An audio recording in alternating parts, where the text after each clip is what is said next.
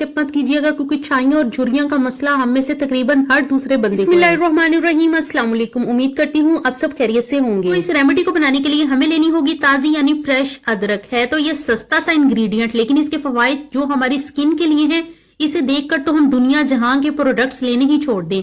अदरक में मौजूद कुदरती तेल जिल्द के टेक्सचर को बेहतर बनाने के साथ खुरदरी, रफ और झुर्रियों वाली जिल्द को स्मूथ और शाइनी बनाता है। इसमें मौजूद एंटीऑक्सीडेंट्स की वजह से ये बढ़ापा जाहिर होने वाले अनासर से हमारी हिफाजत करता है और जितनी मर्जी ढीठ और सालों पुरानी छाइयां और झुर्रियां भी अगर हमारे चेहरे पर मौजूद होंगी, सब निकल जाएंगी। अब आपने इतनी अदरक लेनी है जिसमें तकरीबन 2 टेबलस्पून जूस बासानी हासिल हो जाए और ये आपने छिलकों के साथ लेनी है। अदरक को ग्रेट कर ले। अब आपने कोई भी लंबा चौड़ा काम नहीं करना, सिंपल से ग्रेट की हुई अदरक को जो है वो अपने हाथ में लेना है और एक साथ जो है वो बोल लेना है। अब अदरक को हाथों में दबाकर इसका जूस बोल में निकाल लें और ये बहुत ही आराम से निकल आएगा। हमारी खवातीन में छाइयां अमूमन प्रेगनेंसी के दौरान या